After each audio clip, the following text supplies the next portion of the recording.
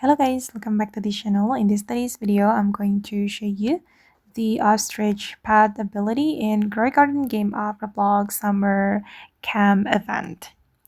Okay, let's get into it guys. The summer egg is back and this is one of the summer pets in Grow a Garden.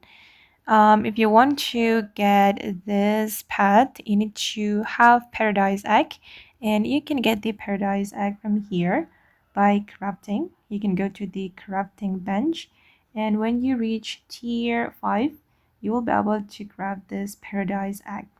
And you need the you need this mythical egg, master sprinkler, gold ingot, and 100 million shekels. And from hatching this paradise egg, you will have 40% chance possibility to get the ostrich pet. And I'm going to place this pet in my garden. And let's see what this pet can do, guys.